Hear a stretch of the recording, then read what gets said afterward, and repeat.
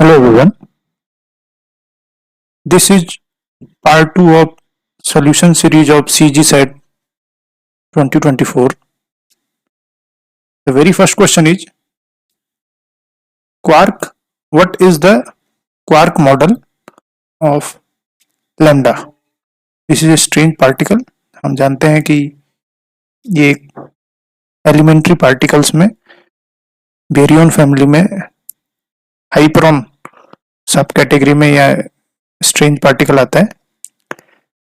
क्योंकि ये एक स्ट्रेंज पार्टिकल है तो इसमें इसके क्वार्क कॉन्फ़िगरेशन में स्ट्रेंज क्वार्क होना आवश्यक है। आपके पास जो भी चार ऑप्शन दिए हुए हैं उसमें ऑप्शन बी में ही स्ट्रेंज क्वार्क है। जो टोटल चार्ज लैम्डा पार्टिकल का है वो 0 होता है। तो आप डाउन और स्ट्रेंज क्वार्क के कॉम्बिनेशन से ये भी चेक कर सकते हैं कि यूडीएस ये कॉम्बिनेशन जो है वो दोनों क्राइटेरिया को फुलफिल करता है कि स्ट्रेंज पार्टिकल का स्ट्रेंजेस नंबर -1 है और उसका जो टोटल चार्ज है that is 0। Next question, according to the shell model of nucleus which are the possible splitted energy level of f orbital. हमें पता है कि अगर कोई भी एनर्जी लेवल होता है उसमें अगर स्प्लिटिंग होती है जो j वैल्यू होती है वो दो स्टेट्स में ब्रेक होती है, एक l+½ और एक l-½ क्योंकि f स्टेट के लिए l की वैल्यू है 3 तो l-½ और l+½ तो जो दो पॉसिबल वैल्यू होंगी वो होंगी 3-½ यानी 5/2 और 3+½ यानी 7/2। तो जो पॉसिबल एनर्जी लेवल्स हैं that is option D. D is the correct answer. Here B is the correct. Next question, इस क्वेश्चन को एक बार थोड़ा ध्यान से देखिए। इस क्वेश्चन में है in a reactor natural uranium is used as a fuel. The energy released per fusion of U-235 is 207 mega electron volt. यानी जब भी एक यूरेनियम न्यूक्लियस फ्यूजन करता है तो उससे जो एनर्जी रिलीज होती है that is 207 mega electron volt. उस एनर्जी का 40% जो पार्ट है वो किस में कन्वर्ट हो जाता है, इलेक्ट्रिसिटी में। तो इस 207 मेगा इलेक्ट्रॉन वोल्ट का 40% जो है वो किस में कन्वर्ट हो रहा है, इलेक्ट्रिसिटी में। अब हमसे पूछा हुआ है what amount of electricity can be generated by burning 50 gram of, ध्यान से यहां पर देखना, नेचुरल यूरेनियम। मतलब हम एक्चुअल में क्या जला रहे हैं, 50 ग्राम ऑफ हमें नेचुरल यूरेनियम बर्न करना है। अब आपको यहां पर पता होना चाहिए जो नेचुरल यूरेनियम होता है वो क्या होता है, U-238। और इसी U-238 में कुछ परसेंट किसका होता है, U-235 का। और यहाँ पर आपको दी हुई है जो नेचुरल एबंडेंस है U-235 न्यूक्लियस की वो है 0.725%। अब स्टार्टिंग में आपने बर्न किया है 50 ग्राम ऑफ नेचुरल यूरेनियम। तो सबसे पहले आपको मालूम होना चाहिए कि उस 50 ग्राम ऑफ नेचुरल यूरेनियम में कितने एटम हैं जो पार्टिसिपेट करेंगे। हमें मालूम है 1 मोल जो एटम का मास कितना होता है यूरेनियम के लिए 6.022 into 10⁻³ एटम का मास है 238.0289 ग्राम, ये आपको दिया हुआ है। अब क्योंकि ये जो मास है कितने एटम का, 6.022 into 10⁻23 एटम का, तो 1 ग्राम में कितने एटम होंगे, 1 ग्राम में होंगे 6.022 into 10⁻³ डिवाइडेड बाय 238। क्योंकि आपने 50 ग्राम नेचुरल यूरेनियम बर्न किया है तो टोटल एटम कितने हो जाएंगे into 50। यहां तक आप समझ लीजिए। अब क्योंकि जो एनर्जी रिलीज होती है एक्चुअल में, जो कोई भी न्यूक्लियर फ्यूजन रिएक्शन होती है वो किसकी वजह से होता है? U235 न्यूक्लियस की वजह से। टोटल एटम इतने हैं, लेकिन इसमें केवल 0.0725 मतलब 0.725% ही U235 न्यूक्लियस के हैं। इसलिए जो total atom number of atom है उसे आप किससे मल्टीप्लाई कर देंगे? 0.00725 से, जिससे आपको क्या पता चल जाएगा? Total number of U235 nucleus. अब आपको पता, अभी अभी बताया गया ऊपर कि एक न्यूक्लियस जब फ्यूजन प्रोसेस में जाता है तो इलेक्ट्रिसिटी कितनी प्रोड्यूस होती है? 207 इंटू 0.4 मेगा इलेक्ट्रॉन वोल्ट। और यदि इतने एटम या इतने न्यूक्लियस बर्न होंगे तो टोटल एनर्जी कितनी रिलीज होगी? तो आपको केवल कुछ नहीं करना है, number of particles of U235 और पर जो न्यूक्लियस जितनी एनर्जी रिलीज हो रही है उन दोनों को मल्टीप्लाई कर देना है। तो आप इस तरीके से मल्टीप्लाई करेंगे तो आपको जो टोटल एनर्जी मिल जाएगी दैट इज 12,150 मेगावाट। अब यहाँ पर ध्यान रखिएगा, क्योंकि ये जूल में एनर्जी मिल रही है और हमें पता है जो पावर है that is energy per unit time, और आपसे पूछा हुआ है इन 1 सेकेंड। तो टाइम क्या है? 1 second.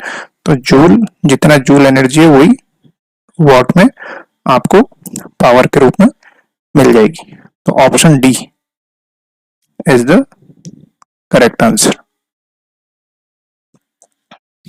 Next question, the O16 is a spherical nucleus with volume V। जो O16 एक न्यूक्लियस है उसका वॉल्यूम कितना है? VO। मैंने VO से यहाँ पर दर्शाया हुआ है, क्वेश्चन में V दिया है। If beryllium 8 is also a spherical nucleus, then what is the volume of beryllium in terms of V? जो V है वो किसका वॉल्यूम है? ऑक्सीजन का। हमें बेरिलियम का जो वॉल्यूम एक्सप्रेस करना है इन टर्म्स ऑफ ऑक्सीजन। हमें मालूम है जो रेडियस का एक्सप्रेशन होता है दैट इज R0 A⁻1/3। ये एक्सप्रेशन किसका होता है? रेडियस ऑफ न्यूक्लियस का। वॉल्यूम ऑफ न्यूक्लियस कितना हो जाएगा? V जो वॉल्यूम होता है दैट इज 4/3 πr³, मतलब volume is directly proportional to R³। तो यहाँ पर ये R0 कांस्टेंट है, तो volume will be directly proportional to atomic mass. अब ऑक्सीजन का अगर वॉल्यूम VO है, बेरिलियम का वॉल्यूम VBE है, तो ये दोनों क्योंकि एटॉमिक मास के प्रोपोर्शनल हैं तो that is proportional to 16/8।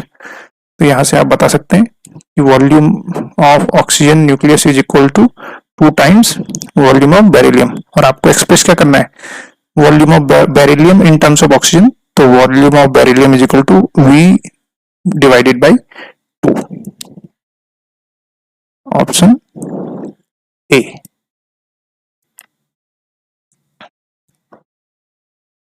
Next question, Hall coefficient आपको दिया हुआ है, रेजिस्टिविटी ऑफ सैंपल आपको दी हुई है और आपसे पूछा हुआ है कि हॉल मोबिलिटी कितना होगा। क्योंकि हॉल मोबिलिटी और जो हॉल कोएफिशिएंट और रेजिस्टिविटी के बीच में जो रिलेशन है that is mu is equal to RH/ρ। RH is Hall coefficient, rho is resistivity. दोनों का जब आप रेशियो निकालेंगे it will be 0.041 metre square volt second. Option A. Next question beta decay process से है।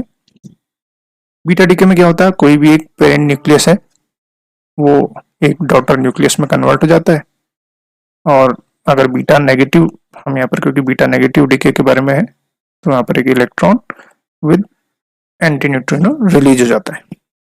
जब बीटा डीके को explain करने के लिए फर्मी ने एक थ्योरी दी थी जिसे बोलते हैं Fermi theory of beta decay. उसमें फर्मी ने फर्मी गोल्डन रूल का यूज किया था, क्योंकि टाइम डिपेंडेंट पर्टर्बेशन थ्योरी में हम यूज करते हैं फर्मी गोल्डन रूल। इस एक्सप्रेशन से रेट ऑफ ट्रांजिशन दिया जाता है। इस फॉर्मूले में आप देखेंगे दो वेव फंक्शन होते हैं, एक होता है फाइनल वेव फंक्शन, एक होता है इनिशियल वेव फंक्शन। आपसे यही पूछा हुआ क्वेश्चन में कि बीटा डीके में जो फर्मी गोल्डन रूल जो हम यूज करते हैं उसमें साई आई और साई एफ क्या रिप्रेजेंट करते हैं। साई आई है इनिशियल वेव फंक्शन। स्टार्टिंग में बीटा डीके जब स्टार्ट होगा तो सबसे पहले आपका न्यूक्लियस किस फॉर्म में होगा, जो आपका एटम है वो इस फॉर्म में होगा, इसको बोलते हैं पेरेंट न्यूक्लियस। तो जो इनिशियल वेव फंक्शन होता है that is wave function of parent nucleus psi X. Decay के बाद प्रोडक्ट में आपको क्या क्या मिला, एक डॉटर न्यूक्लियस वाई, इलेक्ट्रॉन और एक एंटी न्यूट्रिनो। तो जो फाइनल स्टेज है, जो फाइनल वेव फंक्शन है वो क्या होता है, product of wave function of Y, daughter nucleus, electron and anti neutrino. इन्हीं के तीनों का जो प्रोडक्ट होता है दैट इज फाइनल स्टेट। तो जो करेक्ट ऑप्शन है this is Sai I is wave function of parent nucleus and Sai F is product of the wave function of daughter nucleus, beta particle and neutrino. Option C is the correct answer.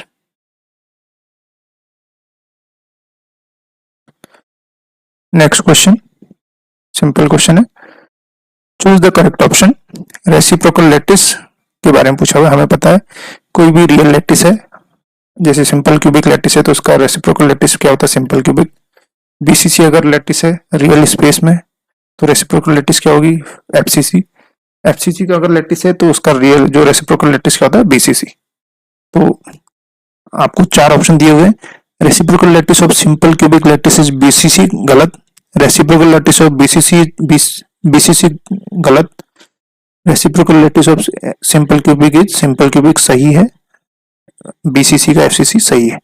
तो option B and सी, तो जो option A है is the correct answer. Next question, pressure of a non-relativistic free Fermi gas। Fermi gas का जो general formula होता है जो pressure और नंबर डेंसिटी के बीच में रिलेशन एक्सप्रेस करता है that is pressure is directly proportional to density of जो फर्मियन के D plus S upon D. की डी है किस डायमेंशन में आपसे क्वेश्चन पूछा गया, ये एस है जो मोमेंटम की पावर है, पावर ऑफ मोमेंटम, ठीक है। अब क्योंकि यहाँ पर non relativistic free Fermi gas के बारे में पूछा हुआ है तो आपको पता है नॉन रिलेटिविस्टिक में एनर्जी का फॉर्मूला क्या होता है, पी स्क्वायर अपॉन 2m, ठीक है। यहाँ पर मोमेंटम की पावर क्या है, 2, तो एस की जगह पर आप क्या यूज करेंगे, 2। डायमेंशन कितने डायमेंशन में पूछा हुआ है, 3 डायमेंशन में, तो आप निकालेंगे n to the power, dimension है 3 प्लस मोमेंटम की पावर क्या है 2 अपॉन डी मतलब 3, तो n to the power 5/3, option B.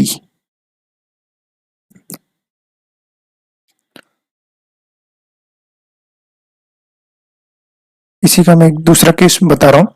मान लीजिए यहाँ पर आपको रिलेटिविस्टिक गैस दी होती, आपको पता है रिलेटिविस्टिक गैस में एनर्जी और मोमेंटम के बीच में रिलेशन होता है E इक्वल टू पीसी।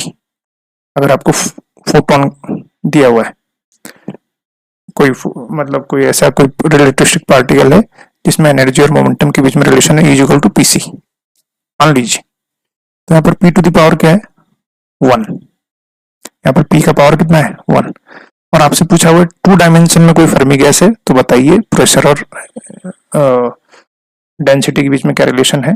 तो डेंसिटी की पावर, मोमेंटम का पावर कितना है 1 प्लस डायमेंशन कितना दिया हुआ है 2 अपॉन 2, तो n to the power 3/2।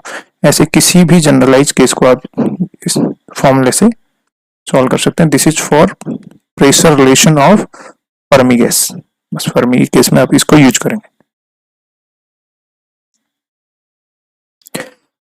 Next question, for the single electron system, single electron system के लिए क्या होता है, स्पिन की वैल्यू क्या होगी, क्योंकि सिंगल इलेक्ट्रॉन इसके लिए स्पिन की वैल्यू होगी हाफ, एल की वैल्यू कुछ भी पॉसिबल है, 0 1 2 3 किसी भी स्टेट में हो सकता है।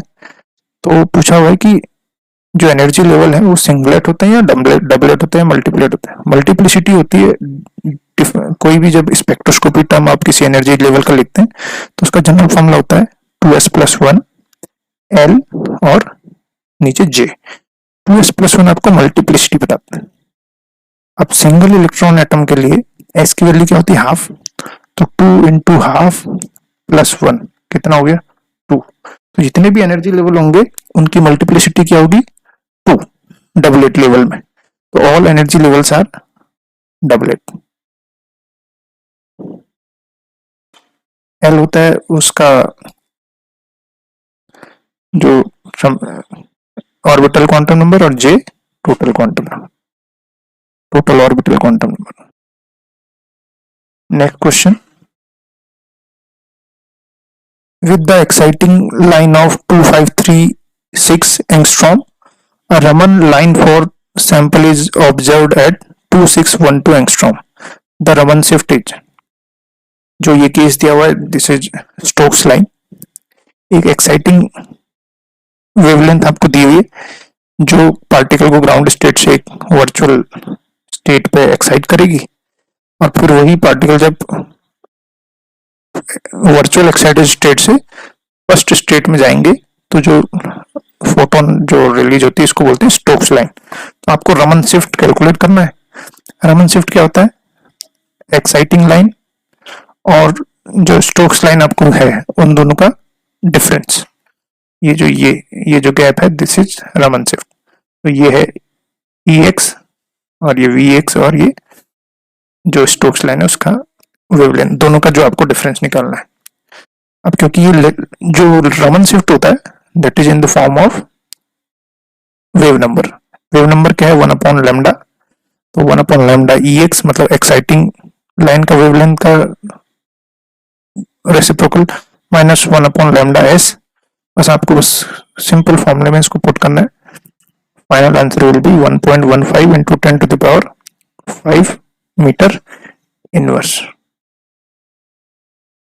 इस चीज का ध्यान रखना है कि जो कैलकुलेशन होता है that is in terms of wave number. Wave number हम यूज करते हैं यहाँ पर जब भी रमन शिफ्ट को कैलकुलेट करते हैं। Next question, a laser wavelength 740 nanometre has coherence time 4 into 10⁻⁵ second. What is its coherence length and spectral width? अगर आपको लेजर है उसकी वेवलेंथ की हुई है, कोहेरेंस टाइम पता हुआ है, जो coherence length is equals to coherence time into speed of light. तो 4 into 10⁻⁵ इंटू 10⁸ इस तरीके से 12,000 मीटर उसकी क्या आ जाएगी? Coherence length. इसका मतलब 12 किलोमीटर उसकी कोहेरेंस लेंथ है। अब कोहेरेंस लेंथ और वेवलेंथ मतलब जो स्पेक्ट्रल विड्थ होती है दिस इज डेल्टा लैम्डा, इन दोनों के बीच का रिलेशन होता है coherence length is equal to λ² आपको डेल्टा लैम्डा कैलकुलेट करना है। That will be equals to λ² L is coherence length already निकाल चुके हैं। λ² क्योंकि लैम्डा आपको गिवन है, इसका स्क्वायर करके दोनों को डिवाइड कर देंगे। This will give delta lambda is equal to 0.45 into 10⁻⁻16 metre और कोहेरेंस लेंथ है 12 किलोमीटर। 12,000 मीटर मतलब 12 kilometre. Option B is the correct answer.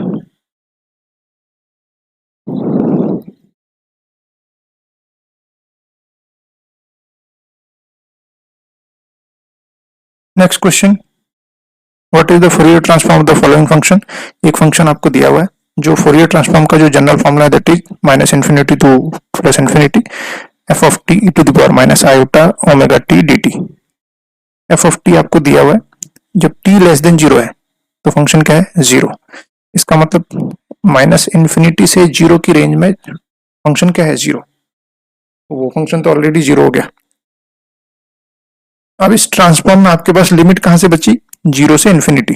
0 से t जब 0 से बड़ा है तो फंक्शन की वैल्यू क्या है? e to the power -λt e to the power -iωt -t common ले लेंगे। इस तरीके से आपको जो इसका फोरियर ट्रांसफॉर्म मिलेगा वो मिलेगा 1/λ प्लस iota ओमेगा। क्योंकि आपको जितने भी एक्सप्रेशन दिए हुए हैं उसमें डिनोमिनेटर में क्या है? λ² प्लस ω²। इस फॉर्म में आपको आंसर निकालना है तो आप क्या करेंगे? लैम्डा माइनस आयोटा ओमेगा और लैम्डा माइनस आयोटा ओमेगा से ऊपर नीचे मल्टीप्लाई कर देंगे तो आप देखेंगे ये a plus B a minus B तो यहाँ पर आपको मिलेगा lambda lambda minus iota omega upon A square minus B square, तो माइनस आयोटा स्क्वायर होता है minus one minus minus plus, तो option A is the correct answer.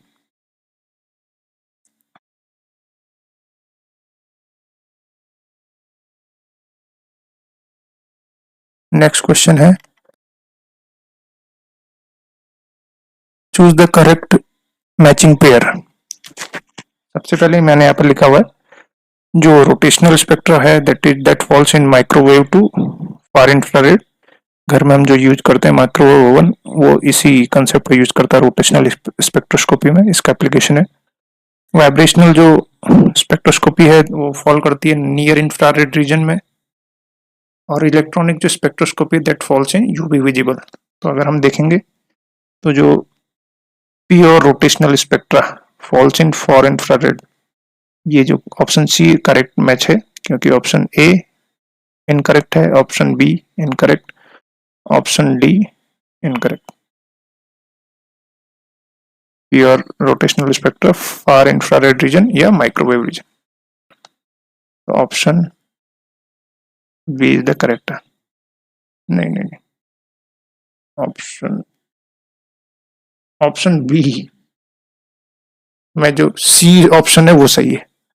Option B मतलब सी जो मैच है वो सही है।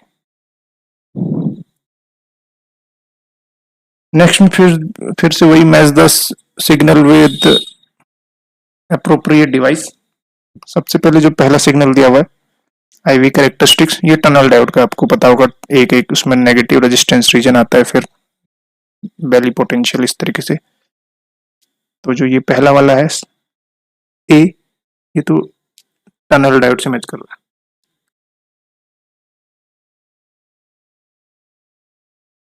Tunnel diode.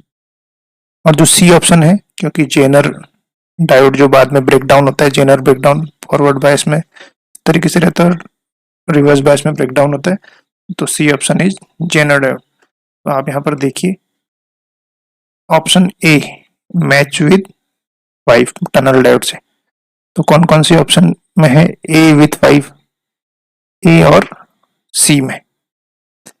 Then option C match with second, option match with second, तो ऑप्शन ए में मैच कर रहा है। कई बार आपको सारे ऑप्शन सॉल्व करने की जरूरत भी नहीं है, आप केवल मेथड ऑफ एलिमिनेशन यूज करके आराम से अपने करेक्ट आंसर्स को पता कर सकते हैं। तो option A matches with option 5 tunnel diode, option C जो है दैट इज जेनर डायोड। तो ये जो दोनों कंडीशन है वो ऑप्शन ए में सेटिस्फाई हो रही है, option A is the correct answer. Next question, what is the correct statement about the phase transition. पहला स्टेटमेंट है phase transition takes place under isobaric isothermal condition. ये बिल्कुल सही है, क्योंकि जब भी आप फेज ट्रांजिशन प्रोसेस पढ़ते हैं तो उसमें क्या होता है आपका, उस पूरी प्रोसेस में या तो टेम्परेचर कांस्टेंट एज्यूम करते हैं आप, या प्रेशर, टेम्परेचर और प्रेशर दोनों को हम फिक्स रखते हैं, तो ये आइसोबारिक और आइसोथर्मल में होता है। In the first order phase transition volume and entropy remain constant, ये गलत है। अभी भी फर्स्ट ऑर्डर फेज ट्रांजिशन को आपको देखना है, आपको मतलब बिना उसको केवल देख के एनालाइज करना है। तो कोई भी ऐसी सिचुएशन जिसमें स्ट्रक्चर ऑफ द सिस्टम, जैसे गैस से लिक्विड, लिक्विड से सॉलिड, इसमें वॉल्यूम चेंज हो जाता है, एंट्रोपी चेंज हो जाती है, तो ये सभी फर्स्ट ऑर्डर फेज ट्रांजिशन है। तो ये जो ऑप्शन 2 है is incorrect. Option 3, in second order phase transition Gibbs function remain constant, बिल्कुल गिब्स फंक्शन फर्स्ट सेकंड दोनों में ही जो गिब्स फंक्शन है वो कांस्टेंट रहता है, और जो सेकंड ऑर्डर डेरिवेटिव होता है वो सेकंड ऑर्डर फेज ट्रांजिशन में डिसकंटिन्यूस होता है। Similarly first order phase transition में फर्स्ट ऑर्डर डेरिवेटिव डिसकंटिन्यूस होता है। ऑप्शन 1 और 3 आर करेक्ट, तो option A is correct answer, option 2 incorrect. अब देखिए मेथड ऑफ एलिमिनेशन कितने स्ट्रांगली आप यूज कर सकते हैं यहाँ पर। अगर आपको ऑप्शन 1 और 3 के बारे में मालूम ही नहीं है, लेकिन आप श्योर हो कि फर्स्ट ऑर्डर फेज ट्रांजिशन में वॉल्यूम और एंट्रोपी कांस्टेंट नहीं रहती, ये इसका इनकरेक्ट है। तो देखिए ऑप्शन 2 यहाँ भी है, 2 यहाँ भी है और 2 यहाँ भी, इसका मतलब तीनों अपने आप इनकरेक्ट हो गए। आप बहुत इजीली एलिमिनेट कर सकते हैं बाकी आंसर्स को। इसको बोलते हैं मेथड ऑफ एलिमिनेशन। कई बार आपको यूज करना चाहिए एग्जाम्स में। Next question, which of the following pair is correctly matched? Diamagnetic correctly matched बताना है। डायमैग्नेटिज्म ससेप्टिबिलिटी इज पॉजिटिव नहीं, ये जो यहाँ पर मैंने ड्रॉ किया हुआ है डायमैग्नेटिक चक का जो ससेप्टिबिलिटी होती है वो क्या होती है? नेगेटिव, इनकरेक्ट है। Paramagnetism susceptibility decreases with increasing temperature, temperature increase कर रहा है और ससेप्टिबिलिटी डिक्रीज कर रही है, मतलब ये करेक्ट मैच है। नेक्स्ट दो क्वेश्चन ऑप्शन को भी देख लीजिए। फेरोमैग्नेटिज्म ससेप्टिबिलिटी इज 0 नहीं, फेरोमैग्नेटिज्म के केस में इस तरह के इस फॉर्मूले से दिया जाता है C/T माइनस TC, और एंटी फेरोमैग्नेटिज्म में यहाँ पर नील टेम्परेचर वाला कॉन्सेप्ट होता है। तो ये इस तरीके से ससेप्टिबिलिटी दी जाती है, इज इनफाइनाइट नहीं। तो correct option is option B.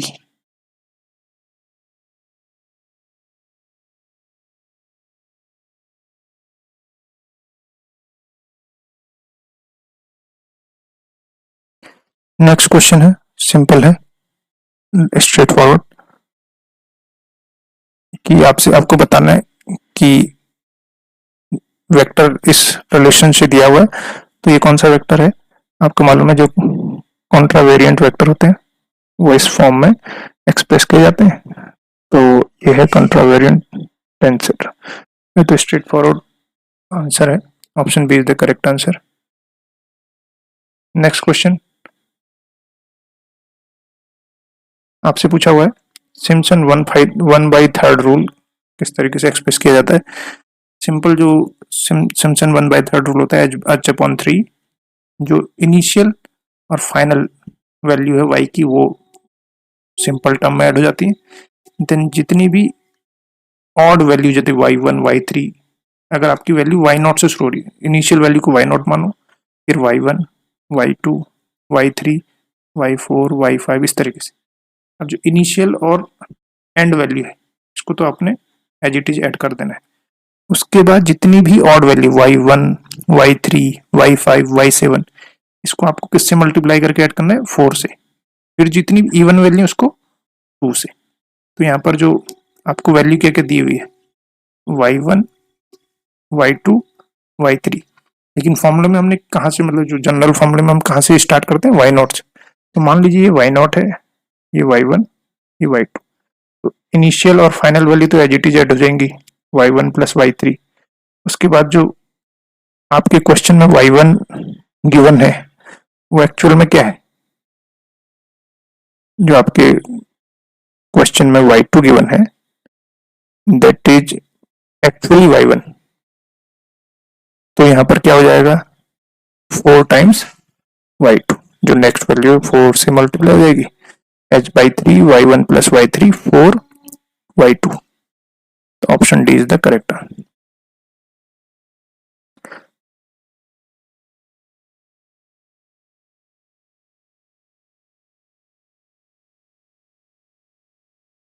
Next question में न्यूटन रैप्सन मेथड के बारे में है। आपको एक फंक्शन दिया हुआ है x² माइनस 13 इक्वल्स टू 0 और x की वैल्यू आपको दी हुई 3.5। सबसे पहले तो जो न्यूटन रैप्सन जो फॉर्मूला होता है उसका general formula that is x1 equals to x0 minus fx0 upon f prime x0। मतलब जो आपको फंक्शन दिया हुआ है उसकी वैल्यू आपको निकालनी है x0 पे, f प्राइम की वैल्यू भी निकालनी है x0 पे, और x0 क्या आपका इनिशियल वैल्यू। आपको इनिशियल वैल्यू क्या दी हुई है? 3.5, इनिशियल की जगह पर रख देंगे 3.5। फंक्शन आपको दिया हुआ है x² माइनस 13, तो x की जगह पर रख देंगे 3.5, तो 3.5 का होल स्क्वायर माइनस 13 अपॉन जो फंक्शन आपको है उसका फर्स्ट डेरिवेटिव, तो एक्स स्क्वायर माइनस 13, इसका डेरिवेटिव हो जाएगा 2x, तो यहाँ पर 2 टाइम्स x की जगह पे x नॉट रखेंगे, दैट इज 3.5। इस तरीके से इसको सॉल्व करना है, सिंपल सोल्यूशन है, you will get 3.607, option D. Next पूछा हुआ है relation between shift operator and backward difference operator. पिछली बार या किसी न किसी प्रीवियस सेट सीजी सेट में पूछा हुआ क्वेश्चन है। हमें मालूम है सीजी सेट कोई भी फंक्शन हो एफ, उसमें अगर शिफ्ट ऑपरेटर हम अप्लाई करें तो उस फंक्शन की वैल्यू उसी प्रोपोर्शन में बढ़ा देते हैं। मान लीजिए एफ एक्स है तो F x plus H, E square apply करेंगे तो एफ एक्स प्लस 2h। और जो बैकवर्ड डिफरेंस ऑपरेटर होता है क्या होता है, किसी फंक्शन में से उसके जो पहले वाली जो स्टेप वैल्यू उसको घटा देना, F x minus F of x minus H. अब हमें पता है F of x minus H ये क्या होगा, अभी अभी मैंने लिखा था, अगर ई ऑफ -1 में एफ एक्स पे अप्लाई करूं तो ये क्या कर देगा, फंक्शन को एक स्टेप से माइनस कर देगा। सिमिलरली इस फंक्शन को मैं लिख सकता हूँ ई of -1 F of x, shift operator के फॉर्म में ई ऑफ -1 मतलब 1 अपॉन ई, बस एफ एक्स को कॉमन ले लो, हटा दो, तो इधर बच गया डेल्टा ऑपरेटर, ये हो गया 1 minus 1 upon e to the power -1 मतलब 1 अपॉन ई। तो इस तरीके से del is equal to e -1 upon e. Option A is the correct answer. Next question, the group velocity of electromagnetic waves in terms of refractive index, ये इसका standard formula v equal to c upon n plus omega d n upon d omega. Derivation यहाँ है क्योंकि इस refractive index is speed of ratio of speed of light, speed in vacuum upon speed in medium, that is known as v p. तो इस तरीके से आप VP का फॉर्मूला होता है ओमेगा अपॉन के, तो वहां से group velocity is D omega upon D के, और उसको इन सारे फॉर्मूले को यूज करके आप इस एक्सप्रेशन को डिराइव कर सकते हैं। तो correct option is n plus omega d n upon d omega, option सी।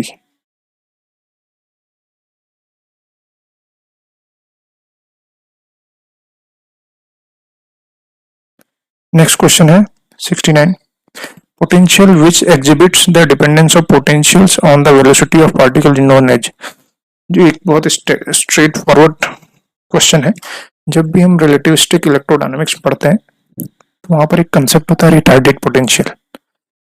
जब चार्ज पार्टिकल मूव करने लगे तो उस रिटार्डेड पोटेंशियल के स्पेशल केस को हम जो पोटेंशियल की जो हम स्टडी करते हैं that is known as Lienard Wiechert potential.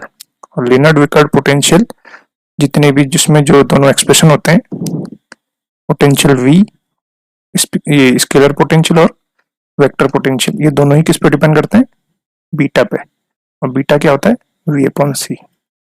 तो मतलब लीनार्ड वेक्टर पोटेंशियल में जो इसके जो पोटेंशियल्स होते हैं स्केलर पोटेंशियल और वेक्टर पोटेंशियल, वो किस पे डिपेंड करते हैं, वेलोसिटी पे।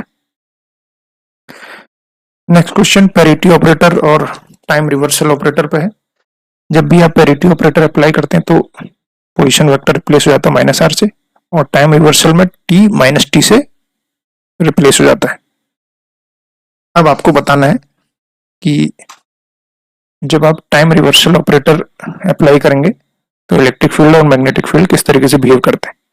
अब देखिए यहाँ पर इलेक्ट्रिक फील्ड वेक्टर का एक्सप्रेशन है, इसमें कहीं भी टाइम नहीं है, मतलब इस एक्सप्रेशन में टाइम है ही नहीं। जब आप टाइम रिवर्सल ऑपरेशन इस पे अप्लाई करेंगे तो ये जो इलेक्ट्रिक फील्ड का ऑपरेशन जो मतलब वेक्टर का फॉर्म है ये एज इट इज रहेगा। तो टाइम रिवर्सल ऑपरेशन में कभी भी इलेक्ट्रिक फील्ड वेक्टर चेंज नहीं होता, वो एज इट इज रहता है। अब यहाँ पर मैग्नेटिक फील्ड है, अब आप बोलेंगे यहाँ भी टाइम नहीं है, लेकिन जो करंट है that is itself dq upon dt, और dt में जैसे आप t की जगह पे -t रिप्लेस करेंगे तो मैग्नेटिक फील्ड जो एक्सप्रेशन है वो किससे रिप्लेस हो जाएगा, -b से। तो टाइम रिवर्सल में electric field as it is रहता है और मैग्नेटिक फील्ड रिवर्स हो जाता है उसका साइन। अब यहां पर देखिए फिर से पैरिटी ऑपरेटर में कैसा होगा। पैरिटी ऑपरेटर को समझाने के लिए मैंने इस एक्सप्रेशन को यूज किया है। फोर्स क्या होता है, मास times acceleration.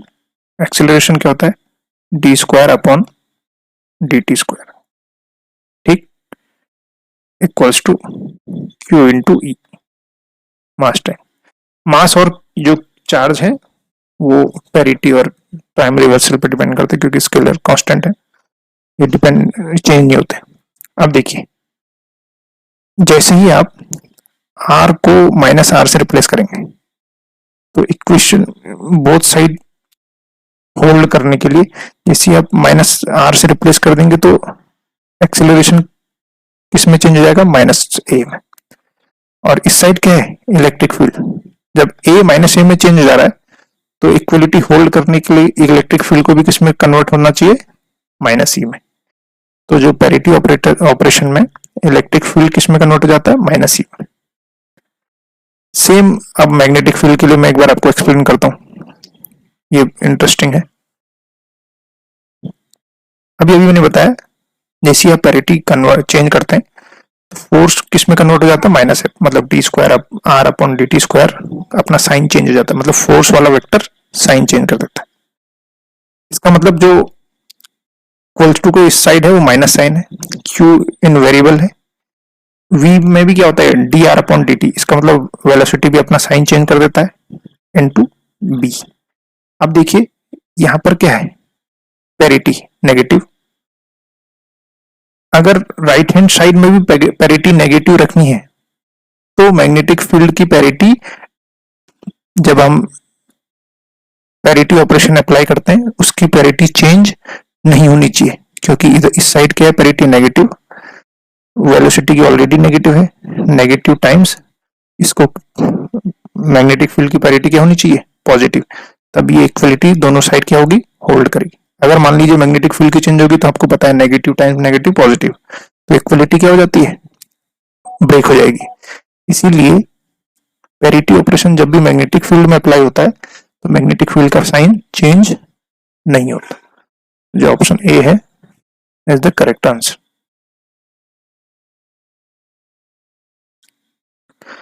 Next question, Lagrangian आपको पार्टिकल का दिया हुआ है x dot y dot minus x square plus y square, और आपसे बोला हुआ है कि पोलर कोऑर्डिनेट में पी आर का फॉर्मूला क्या होगा। पी आर जो कॉन्जुगेट रेडियल कोऑर्डिनेट का मोमेंटम होता है, canonical momentum, that is del L upon del R dot, ये स्टैंडर्ड फॉर्मूला है मोमेंटम का। अब देखिए पोलर कोऑर्डिनेट में कन्वर्ट करने के लिए x क्या होता है, आर कॉस थीटा, इस तरीके से आप लिखेंगे। अगर कोई वेक्टर है, ये थीटा है और ये आर वेक्टर है, x is r cos theta, y is r sine theta. x is r cos theta, x dot क्या हो जाएगा, r dot cos theta minus पहले r का डिफरेंशिएशन टाइम के रिस्पेक्ट में, फिर थीटा का रिस्पेक्ट डिफरेंशिएशन टाइम के रिस्पेक्ट। सिमिलरली y में r sine theta, y dot क्या हो जाएगा, r dot sine theta plus r cos theta theta dot. अब आप x डॉट की जगह पे ये पूरा एक्सप्रेशन रख दीजिए, y डॉट की जगह पे ये, और यहाँ पर क्या है, minus x square plus minus y square, तो माइनस कॉमन ले लेंगे, हो जाएगा x square plus y square. आपको पता है r square cos square theta plus r square sine theta क्या हो जाएगा, आर स्क्वायर। तो यहाँ पर आप डायरेक्टली क्या लिख सकते हैं, minus r square. Value put करेंगे तो आपको मिल जाएगा r dot square cos theta sine theta, फिर ये टर्म, फिर ये टर्म और ये टर्म। अब आपको मोमेंटम निकालने के लिए, कैनोनिकल मोमेंटम निकालने के लिए अपने लैग्रेंजियन को किसके रिस्पेक्ट में डिफरेंशिएट करना है, आर डॉट। सबसे पहला टर्म है, क्योंकि कॉस थीटा साइन थीटा में कोई इंपैक्ट नहीं करेगा, आर डॉट वेरिएबल है, तो केवल किस पे चेंज एक्ट होगा, आर डॉट स्क्वायर पे। आर डॉट स्क्वायर का डिफरेंशिएशन टू आर डॉट, ये एज इट इज रहेगा। फिर यहाँ पर आर डॉट था सेकेंड टर्म में, तो आर डॉट का डिफरेंशिएशन 1, तो बच जाएगा r theta dot sine square theta. फिर थर्ड टर्म में भी आर डॉट का डिफरेंशिएशन, आर डॉट हट जाएगा तो बच जाएगा r theta dot cos square theta. क्योंकि ये आर डॉट पर डिपेंड करता नहीं तो इसका डिफरेंशिएशन 0, सेम इसका भी, क्योंकि इसमें आर डॉट का कोई टर्म 0 मतलब है ही नहीं। अब देखिए 2 cos theta sin theta formula होता है sin 2 थीटा का, cos square minus sin square theta होता है cos 2 थीटा का। तो जो कैनोनिकल मोमेंटम का जो फॉर्मूला आएगा r dot sin 2 theta plus r theta dot cos 2 theta. Option D is the correct answer. Next question पूछा हुआ है कि फॉर द गिवन ट्रांसफॉर्मेशन, सबसे पहले तो कैनोनिकल ट्रांसफॉर्मेशन के लिए जो ये पॉइजन ब्रैकेट होता है इसका वैल्यू कितना होना चाहिए, 1 होना चाहिए। डेल क्यू को क्यू के रिस्पेक्ट में, पी को पी के रिस्पेक्ट में, देन क्यू को पी के रिस्पेक्ट में और पी को क्यू के रिस्पेक्ट में डिफरेंशिएट करते हैं विद माइनस साइन। अब क्यू के पहला वाला जो कॉम्बिनेशन है, क्यू की जगह पे पी दे रखा है और पी को पी की वैल्यू दे रखी है माइनस क्यू। आप इस पूरे फॉर्मूले में पुट करेंगे तो आपको इस डिफरेंशिएशन की वैल्यू कितनी मिल जाएगी, 1। दूसरे वाले में पी की जगह पे क्यू है, क्यू की जगह पे पी है, इसको वैल्यू पुट करेंगे तो आपको मिलेगा -1। तो जो सेकंड वाला है वो कैनोनिकल ट्रांसफॉर्मेशन नहीं है और जो फर्स्ट वाला है केवल वही कैनोनिकल ट्रांसफॉर्मेशन रिप्रेजेंट करता है। नेक्स्ट फिर रंगीकुटा मेथड, जो सेकंड ऑर्डर रंगीकुटा मेथड है उसमें पूछा हुआ है K1 और K2 की वैल्यू क्या होती है। ये बहुत स्टैंडर्ड टेक्स्ट बुक प्रॉब्लम है, मतलब इसमें एक्सप्लेन करने का कुछ नहीं है। K1 is s times f x not y not, x not की जगह पर एक्स एंड वाई एन रखा हुआ है, सी ऑप्शन में देखिए। और K2 की value s times x not plus h, ये एक्स एन प्लस एच, और y not plus K1। Option C is the correct answer. Next question, partition function आपको दिया हुआ है KT upon h cut omega और आपको n system के लिए आपको फ्री एनर्जी निकालनी है। तो अगर n सिस्टम है आपके पास तो फ्री एनर्जी होती है -n kBT log z। तो माइनस साइन अगर आपको हटाना है, आपको पता होगा लॉग अगर माइनस साइन हटाना होता है तो लॉग के अंदर जो होता है उसका जो मतलब न्यूमरेटर डिनोमिनेटर में चेंज कन्वर्ट हो जाता है और डिनोमिनेटर न्यूमरेटर में। माइनस साइन को यहाँ से माइनस साइन हटाने के लिए तो हो जाएगा NBT log z की जगह पे KT upon h cut omega था, अब हो जाएगा h cut omega upon KBT। Option C is the correct answer.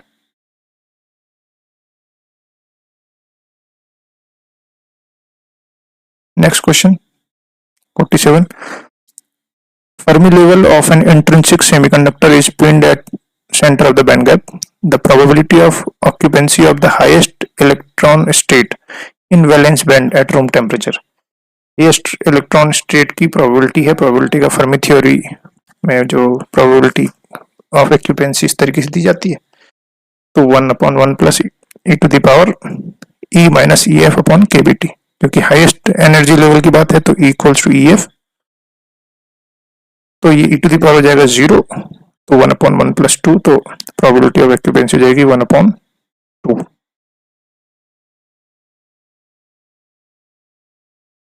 Option C.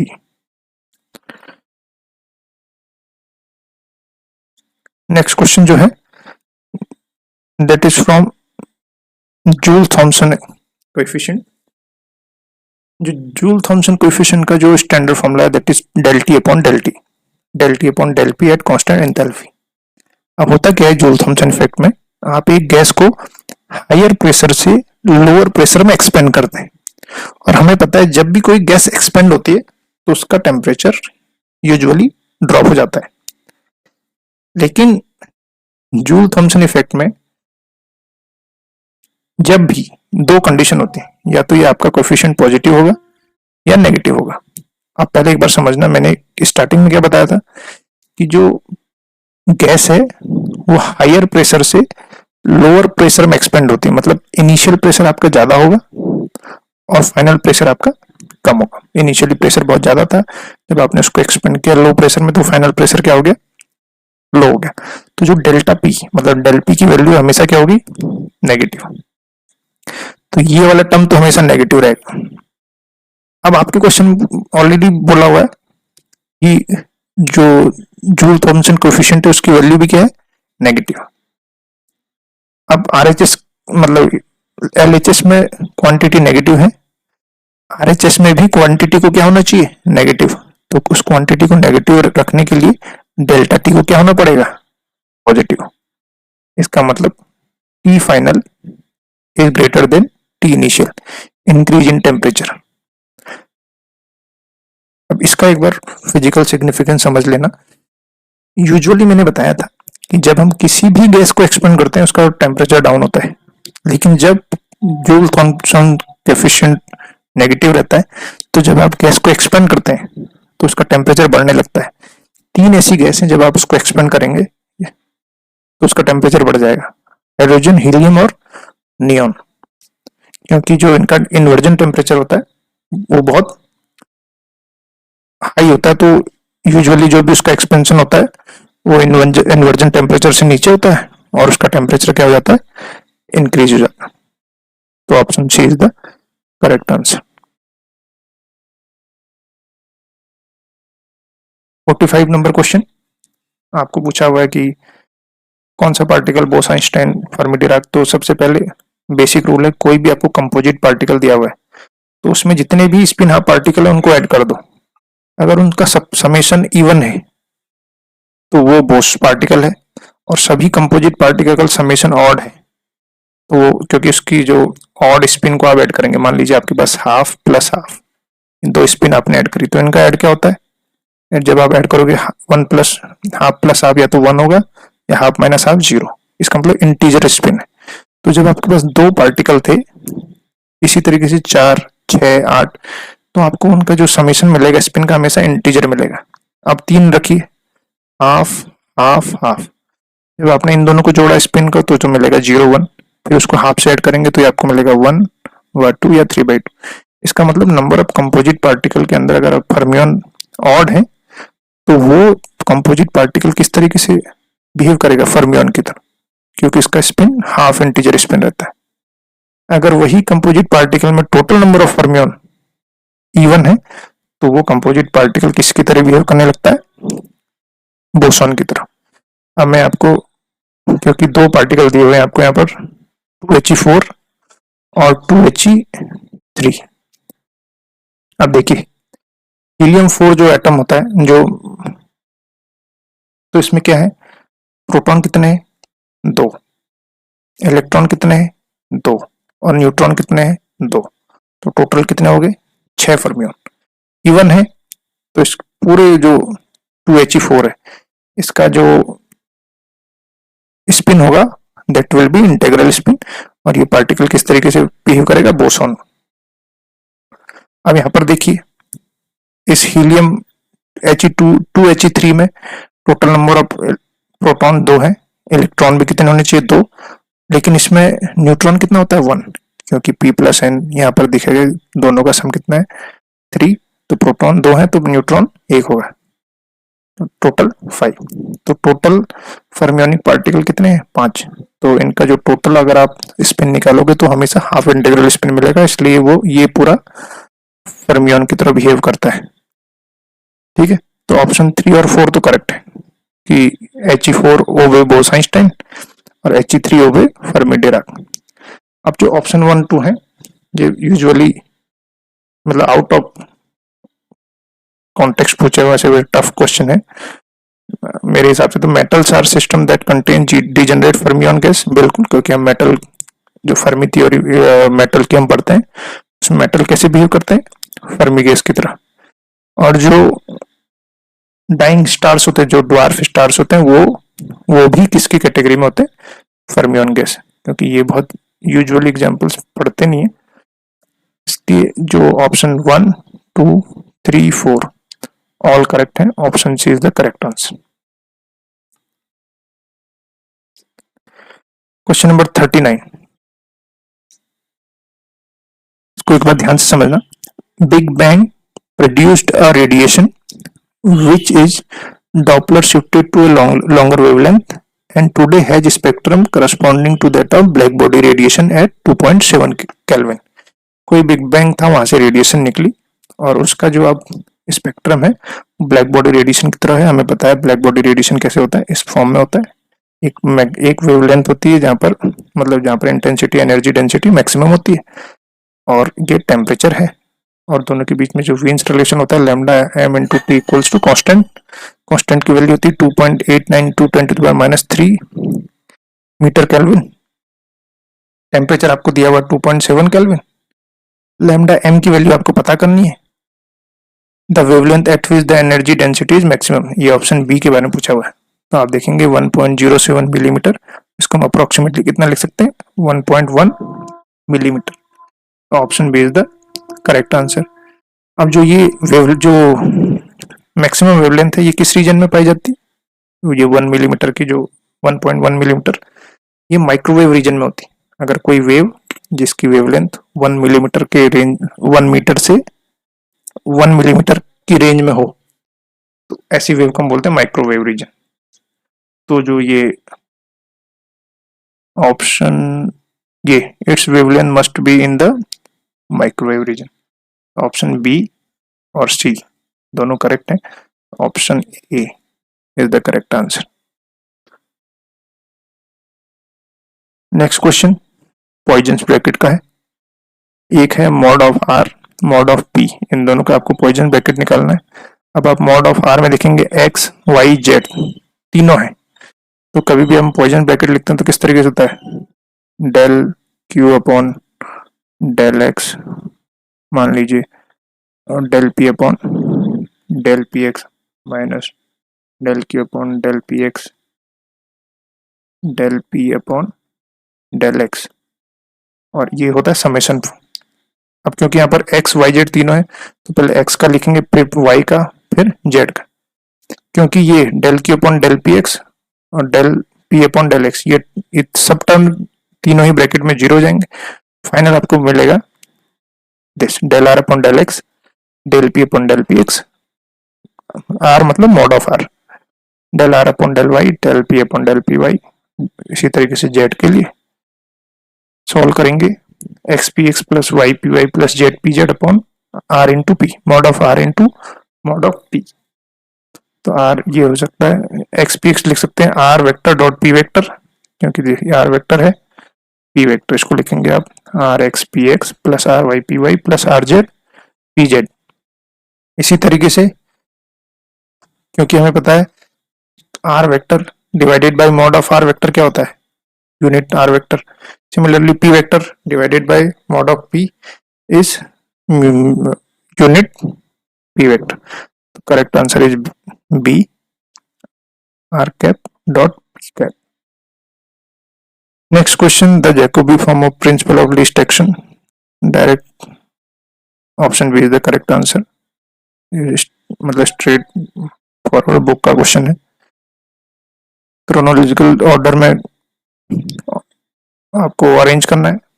सबसे पहले मैक्स प्लैंक ने क्वांटम थ्योरी दी थी, उसके बाद डीबाई ने 1912 में आइंस्टाइन की जो स्पेसिफिक हीट का जो कंसेप्ट था उसको इम्प्रूव किया था। लास्ट में फर्मी डिराक स्टैटिस्टिक्स 1926 में आई थी 1 2 3। ये एक टॉप क्वेश्चन है क्योंकि यूजुअली हम साइंस जो किस ईयर में थ्योरी दी थी वो हम पढ़ते नहीं। नेक्स्ट क्वेश्चन इंटरनल एनर्जी के बारे में पूछा हुआ है। इंटरनल एनर्जी डी वाई ड्यूलॉन्ग पेटी लॉ से आप देखेंगे, क्योंकि ये थोड़ा सा मैं एक्सप्लेन करता हूँ, थोड़ा सा हल्का सा इसमें कंट्रोवर्शियल भी है, क्योंकि यहाँ लिखा हुआ है नो इंटर एटॉमिक एनर्जी। अब अगर ये नो इंटर एटॉमिक इंटरेक्शन होता तब तो आप पोटेंशियल एनर्जी को नेग्लेक्ट कर सकते हैं, क्योंकि यहाँ पर इंटर एटॉमिक इंटरेक्शन के बारे में कोई बात नहीं है। तो जब भी कोई टोटल इंटरनल एनर्जी होती है that is sum of kinetic energy plus potential energy. तो 1/2 केबीटी पोर्शन किसका होता है, काइनेटिक एनर्जी का, और 1/2 केबीटी किसका कंट्रीब्यूशन होता है, potential energy for 1 degree of freedom. अब 3 डिग्री ऑफ फ्रीडम के लिए कितना हो जाएगा 3 केबीटी, और n पार्टिकल है तो 3n केबीटी। तो यहाँ पर रख देंगे 3 इंटू n है 10⁻24 kB into t. Final answer will be 12.4 kilo joule, option D. अब यहाँ पर अगर जो नो इंटर एटॉमिक एनर्जी का मतलब यह है कि कोई इंटरेक्शन नहीं है, जब इंटरेक्शन नहीं होता पार्टिकल के बीच में तो पोटेंशियल एनर्जी क्या होती है, जीरो। तो कोई भी ऑप्शन इसमें से करेक्ट नहीं होगा मेरे हिसाब से। नो इंटरएटॉमिक एनर्जी में उन्होंने ये माना हुआ है कि इंटरनल एनर्जी में काइनेटिक एनर्जी और पोटेंशियल एनर्जी दोनों ही हम इंक्लूड है। नेक्स्ट क्वेश्चन डब्ल्यू के भी अप्रोक्सीमेशन का है। सबसे पहले अगर आपको एक ये इवन फंक्शन दिया, mod function alpha mod x, इस तरीके से हम इसको ड्रॉ करते हैं और ये आपकी एनर्जी है। ये जो पॉइंट होते हैं इनको बोलते हैं क्लासिकल टर्निंग पॉइंट। तो पहले आपको इनकी वैल्यू पता करनी होती है। Mod x is equal to e, turning point पे एनर्जी और पोटेंशियल की वैल्यू क्या है, बराबर। तो पोटेंशियल है alpha mod x equals to e, तो mod x equals to e upon alpha.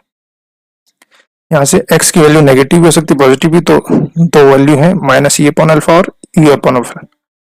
जो आपको इंटीग्रल दिया हुआ है ए की जगह पर रख देंगे minus e upon alpha, B की जगह रख देंगे ई अपॉन अल्फा, बस आपको, और पोटेंशियल की जगह पे alpha mod x.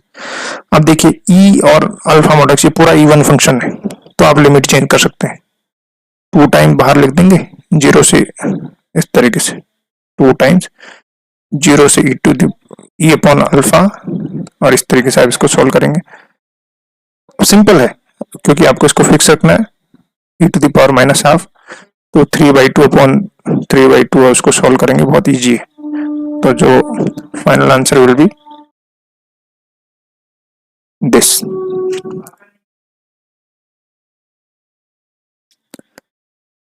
Next question, consider the following.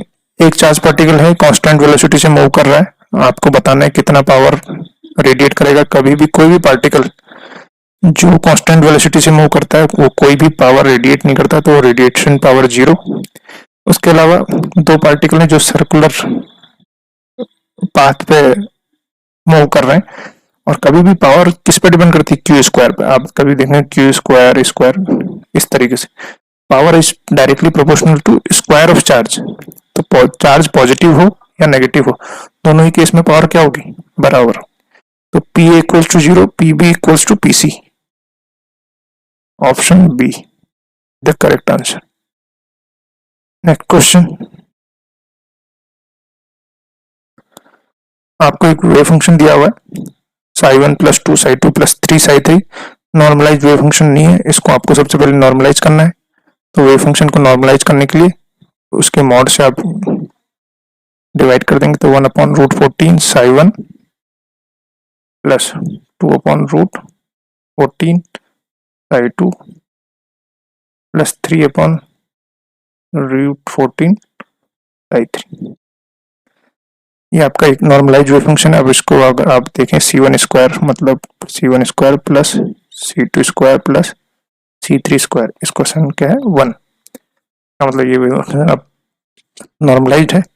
आपको पता करना है the probability of finding the system in state psi2। तो मैंने बताया था अगर कोई c1 psi1 plus c2 psi2 plus c3 psi3, इस तरीके से आपको अगर कोई भी वेव फंक्शन दिया हुआ है तो जो C2 का स्क्वायर होगा वो बताएगा probability of finding the particle in state psi2। Coefficient क्या है 2/√14, तो इसका स्क्वायर होगा 4/14, that will be equal to 2/7। Option C is the correct answer.